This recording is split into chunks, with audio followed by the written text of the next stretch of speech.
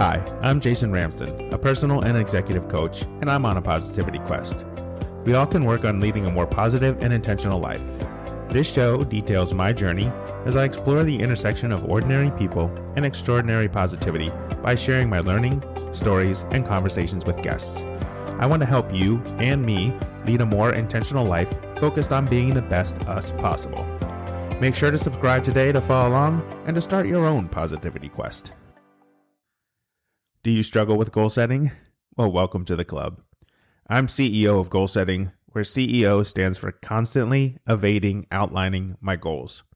So in today's episode, we're talking goal setting in an effort to help me get my butt in gear so I can outline some short-term and long-term goals with the hope that my struggle resonates with you. And along the way, we'll provide some concrete ways for you to set your own goals and achieve them. You ready? Let's go. Okay, in all transparency, I do set goals. I set goals at work, but in today's episode, I'm talking about life goals. That's going to be the focus today. How can I set short and long-term life goals for myself? And the reason I'm doing that is that I'm 50 plus and going to that next chapter of my life. And I was like, okay, what do I want to do with the next stage of my life? And I think for me, at least, I have a difficult time outlining goals for my life because of one driving factor. I haven't yet figured out my driving purpose in life. Now, I've spent 30 years working in schools, and I'm very focused there on achieving goals for the institution, but I haven't really been good about achieving goals for myself. Okay, so what does that next step in life look like? One of the things that I came across in doing some research for this episode is some information and research done by Stanford psychologist Kelly McGonigal. And she recommends that we go through a process of looking at 4 questions to get ourselves connected with our ideal self. So remember in an episode earlier, we talked about the challenge of change. That subconscious messes with us, right? Sometimes it doesn't allow us to do the things we want to because of what we've gone through in life. Okay, there's this subconscious part that's holding us back. But if you want to figure out what your driving purpose, here's what McGonigal says. What do I want to experience more in my life? And what could I do to invite and create that into my life? Okay, that's number 1 for figuring out how to find your driving purpose. 2, how do I want to be in the most important relationships or roles in my life? Like, how do I show up? What would that look like in practice? 2 super difficult questions, and we're only halfway through. 3, what do I want to offer the world? And where do I begin? What do I want to offer the world? Now we're really escalating things. What's my driving purpose is really being escalated. And then how do I want to grow in the next year of my life? So if I'm looking at McGonigal's questions for my ideal self, no wonder people struggle with setting goals that are connected to your personal life. I know plenty of people who set amazing goals for their professional life and achieve them. But for me, the struggle has always been with personal goals. What do I want to achieve as a person in this world right now? So McGonigal has thrown down the gauntlet, really, when talking about figuring out your driving purpose. And this isn't a 5-second exercise. We're talking about some deep thinking that has to take place here when you start to set out to set your personal goals. Now, if you spend some time looking at the subject, you'll find that just as many people struggle with setting goals as there are people desiring to learn how to better set goals for themselves. So you have lots of different things out there. You have SMART goals, smarter goals. So be specific, measurable, achievable, relevant, time-bound, evaluate, readjust. Then you walk into another version of that, the WOOP method: wish, outcome, obstacle, and plan. You go a little bit deeper. There's hard goals, where it's heartfelt, animated, required, and difficult. Clear goals: collaborative, limited, emotional, appreciable, refinable, and probably a dozen other types of goals that I didn't find while researching for today's show. So I started thinking to myself, should I go after one of these bigger types goals where lots of people talk about them, where there are people who are also doing podcasts about them? Or should I try to figure out a way to make goal setting more relevant for me? And if you know me, or if you listen to this podcast long enough now, you know I like to come up with my own way of thinking about things so that it sticks in my head and hopefully will stick in your head as well. So in this next segment, we're going to get into what I came up with in an effort to help myself be better at goal setting. So stick around.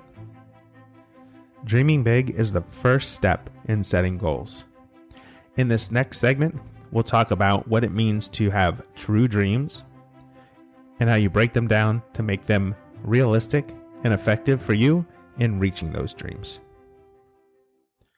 Now, before we get into true dreams, which I think probably some people out there right now, if they're still listening, are thinking, hey, this is a little skeptical. True dreams, like how does this play in? Now, I fully believe that having a big vision, much like McGonagall said, what do you want to offer the world? And where do I start? Where do I begin? Also ties in to some of the reading that I've mentioned before with Simon Sinek and Find My Why. And before we get into the true dreams, I think it's important for me to be transparent in how I went about finding my why. Now, I've done that exercise. It took some time to do. It took me about 2 months of really thinking and narrowing and being purposeful in my thought process about what is it in this next phase of my life do I want to offer the world. My why is this: to inspire people to see the worth and value of their lives so that together we can make the world a kind, generous, and positive place for all humanity. Now, if that's not a lofty goal or what I want to offer to the world, I don't know what is, but it's what speaks to me and it's what I'm really passionate about. So the next thing is, how do I set goals to that? How do I set goals to live my life around those? And that's where the dream true or true dreams come in. And so what does true dreams mean? True dreams are really goals that are targeted, relevant, useful, and effective. That's true. Dream is then doing real exercises about myself. So true dreams are setting goals that are targeted, relevant, useful, and effective, and then doing the work, the real work around myself. That's what true dreams are. So you're probably saying to yourself, Jay, how do you even go about tackling something so large? And the truth is, that's why this episode exists, is so that I can talk it out, share my insights in the hope that it resonates with you, and also so I can kind of help figure out how I am going to tackle true dreams, dreaming true dreams. And how do you even set a schedule to that? So if my why is really to inspire people to have a positive impact on others in their lives and themselves, if that's the goal, then I have to break that into measurable chunks. And then that becomes, what am I doing every single day to bring positivity and kindness into the world? So we're going to go to the T of true, targeted. Your goals have to be targeted to the next step in the process. So if I put that into thinking about launching this podcast, I had very targeted goals. I wanted to launch on New Year's Eve. I wanted to start 2021 off right. Then I moved in to the R, relevant. What were the relevant steps that I had to do today, tomorrow, the next day, the day after that, and so on and so forth to reach my targeted goal? Then I had to take a look at the things that I was doing towards those goals and really decide, what was I doing right then and there? Was it useful towards meeting that goal? Or is it more like a rocking horse? A lot of motion and I wasn't going anywhere. And I'm human. I succumb to that often, where I think I'm doing a lot to make momentum and all I'm really doing is rocking back and forth. So what were the things that I were doing on a daily basis useful towards heading towards my goal? And then finally, the E in TR.U.E, effective. So that's kind of a recap. If I look back on the day before and the week before, were the things that I was doing to launch the podcast on New Year's Eve, were all the things effective? Were they useful? Were they relevant? Were they targeted? And then once I did those, then I had to move to the dream part. So we're talking about true dreams. Were the things that I was doing real exercises about myself? Was I being honest with myself about the work that I was doing to accomplish my goals? And when you spend time with yourself, in your head, in your mind space, thinking about, are the things that I'm doing right now really helping me grow as an individual? Are they really pushing me forward? And you reflect on those, you realize pretty quickly that that's not always the case. So now you have kind of this real eye-opener into the process. And I like the acronym True Dreams, because I think it speaks volumes about people and where they want to be in life. There are plenty of people, you hear the phrase all the time, don't be a daydreamer. But if you're not dreaming about where you want to be at the next phase in your life, where you want to be in the end game of your life, if you're not setting those dreams, and I think that's the umbrella over everything that we need to do in life, is having a dream of what life could be like, and then you can break it down. Then you start to write out your goals. Then you do the tactical, you break them into manageable pieces. Then you create a realistic schedule.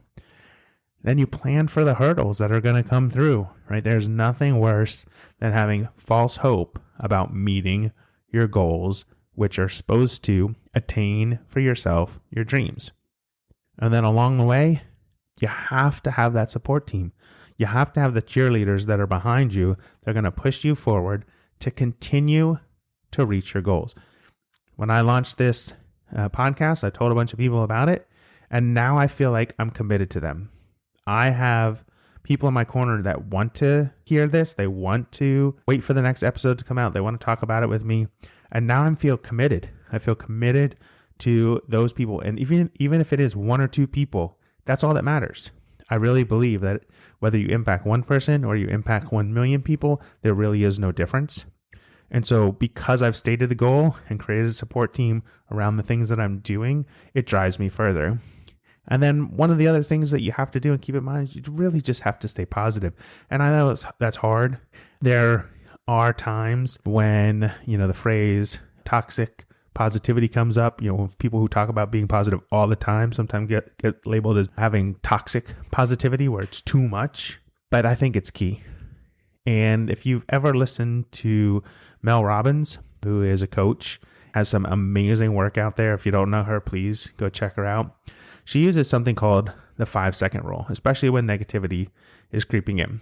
And so what she says is when you get an impulse to take action towards a goal, then that subconscious kicks in and it says, you know what? I'd rather take a nap. I'd rather sit on the couch. I'd rather not do that. Count to 5 and then act. Once you go past the 5-second rule, that window, your brain will shut it down. It'll shut it down and you will procrastinate. It's one of the biggest things I took away from Mel's recent Audible podcast, and I'll point you in that direction. I'm a huge fan. It's only on Audible. It's called Start Here with Mel Robbins. Timeless pieces of information that you can go back to over and over and over again. She says that even in the opening of that podcast. I binge listened to them over the winter holiday, the Christmas break, and totally blown away on morning walks on how powerful just a 20-minute clip can be for changing your life. And to be honest, it's what set me on my path of getting this particular show launched. For me, put it in my own vernacular, my own mindset of having true dreams is what I can go back to over and over again. For me, true dreams becomes that rote learning that I can speak it over and over again. I have to have targeted, relevant, useful, and effective goals, and then I have to do real exercises about myself to improve what I'm doing every single day. Now, I know I threw some lofty things at you right? Find your purpose. Find your why. If you don't want to go through those processes, it's okay. It's super helpful to narrow it down to help you focus. But on the other hand, you can work off of just categories. If you're thinking that you have goals to meet or something that you want to accomplish, break it down. Is it about your career? Are there financial goals that you want to meet? Are there educational goals? Are there attitude changes, physical changes? Are there family changes you want to make? Do you want to be more of a volunteer and do public service? Do you want to take care of yourself, have self-care? What is it from that broad range of topics that you want to focus on? Once you have that in place, then you start to chunk it. Make yourself a to-do list. How am I going to reach this goal in a year? And then back it out. What's the 6-month plan to get there? What's the 3-month plan to get there? What's the 1-month plan to get there? What do I have to do every day to achieve that particular goal for me? Staying on the course? Yeah, you have to measure them. They have to be measurable goals. You have to do things that allow you to attain them and make them easy to obtain. And I think, I mentioned Mel before, she has a really good an acronym for goals. She calls them HARD goals, which are you have to make it a habit. So think about working out. Got to make it a habit. It has to bring you alive. So if your goals aren't around something that gets you pumped up, it's not going to happen. Again, subconscious is going to get in there. The procrastination, the 5-second rule is going to kick in. It's not going to work. They have to be reachable.